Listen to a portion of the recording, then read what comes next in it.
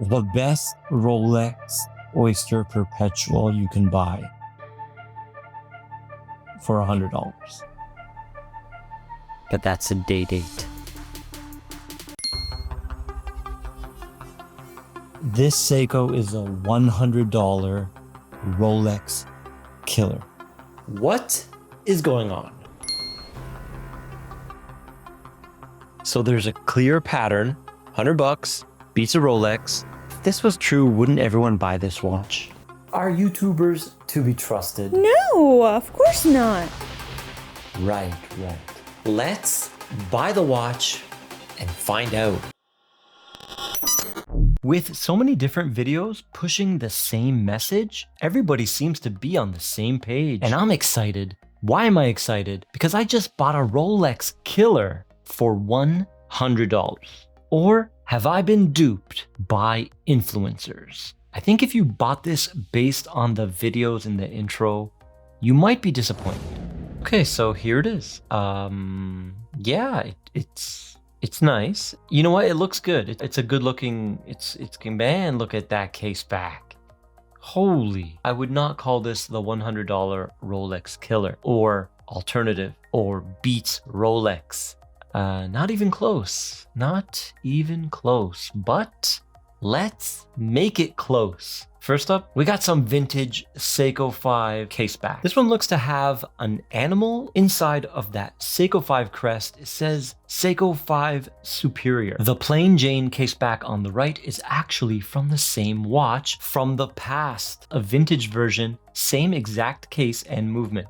7S26-3040, but just without that display case back window and the extra millimeter of height. And that was a big mistake, so we're going to fix that. We're going to go back to the past with the vintage case back. To change the case back, we're going to need the Bergeon spring bar tool. Links down below. A good tool makes all the difference. And of course, the Bergeon case back removal tool. This one is the clone. The original is, I think, $1,000 or $2,000. This one's only 150 bucks, and it works, I would say, almost as good once you get used to its quirks, and it's much better than those handheld tools. So if you want to pick one up, I will link it down below as well from Amazon. And there we have it. We took out about 1 mil, and now it looks like a normal watch, and it wears like a normal watch. I'm gonna show you a side by side. I'll try to do all the same angles so you can see how it wears on my 6.5-inch wrist with the new old case back installed. All right, now we are getting somewhere. Way less float, and can you guys tell? Comment down below if you are seeing the difference.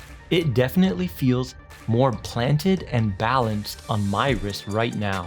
And we're gonna do another angle so you can see the gap and how it changed. Overall, I'm really happy with this update. It takes the watch up a notch. But you know what? I'm still not getting that Rolex flavor, that vibe. We're still not even close. All Rolexes come with sapphires now. So that's what we're gonna do. We're gonna put a sapphire on this, a double dome from Monster watches. And when you take off the hardlex on this one, you have to remove the bezel. Okay, so this crystal sits on top of a gasket and the bezel locks it into place. So there it is, the gasket sits in its own groove around the dial. You can pop that gasket out and replace it if you want to, but it's in mint condition, so we won't be doing that today. And I like to go the extra mile. I get a camera lens cleaner that was packaged in a clean room, then sealed airtight so no lint or particles, and I clean the underside of the sapphire.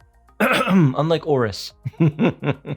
So it's a very simple install. All you need is a crystal press like this one to press in that bezel, and voila, we got a double domed sapphire with clear anti-reflective coating that looks absolutely stunning on this watch. But we're still not there. You know what? When you have a Rolex, you get the luxury of hacking and hand winding your movement. So if you want to be a Rolex alternative, the bare minimum is hacking and hand winding So let's upgrade this to the NH36. So we pop off the case back and drop the whole movement assembly, and we got to get those hands off. So we put dial protectors, no damage on the dial. And we want to make sure we clean up the dial, see any specks of dust. I use the Bergeon stick cleaners. They are reusable if you buy the cleaning pad. Now we need to take the dial off. Be gentle, take your time. I use the same pry tool that I use on the hands for the dial. And I like to swap the movement holders. The NH36 has the gray movement holder. The black one is off the watch's original movement. So they might be a hair off in size.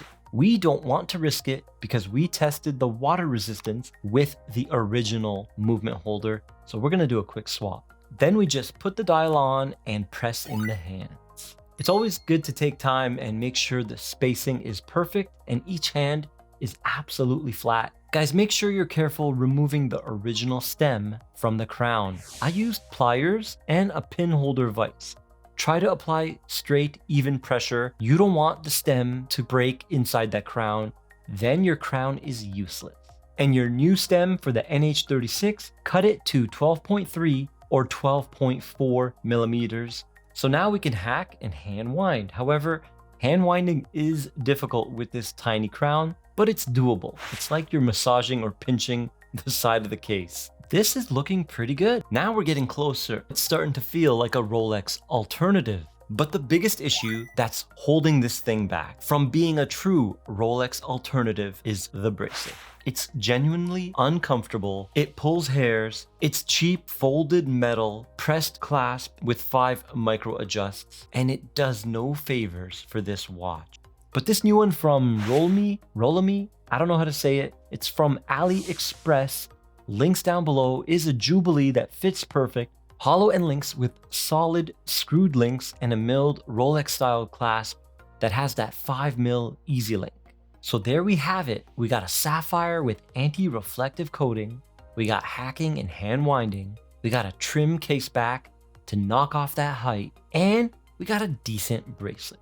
Overall, the watch feels much better in the hand. The added weight of the solid links on the bracelet make you feel like you're holding a quality product. And overall, I'm very happy with how it turned out.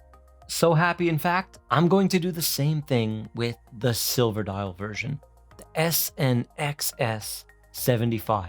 But for that one, I'm gonna do a flat sapphire, but everything else will be the same. Rolexes are known for their superlative chronometers. So that's plus or minus 2 seconds a day. So we're going to have to regulate this one.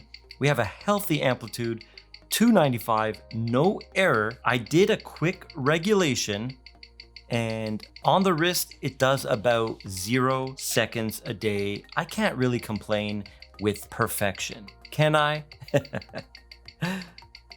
Now we're gonna quickly look at 12 down to see that positional variance. We got a powerful amplitude, 280, little bit of beat error when we changed the position, but overall the rate is fantastic. -2, -3, -2, and the fourth and final round, -3. And when we combine that with the +3 dial up, we are at 0 seconds a day on the wrist performance. So now we have a Rolex accuracy. Because of the upgrades, we are no longer a $100 Rolex alternative. The watch by itself was $110, the movement $30, the sapphire crystal also $30, the case back was $10 off eBay, and the bracelet was $26, which brings the grand total to $206 USD. So we doubled the price, but we got a much improved timepiece. Now we can say it's a worthy Rolex alternative. Let me know your thoughts. If you like the upgrades, make sure to like this video. But if you are still not convinced, I got 2 videos that you will love on the right of your screen right now. And I'll see you in the next one.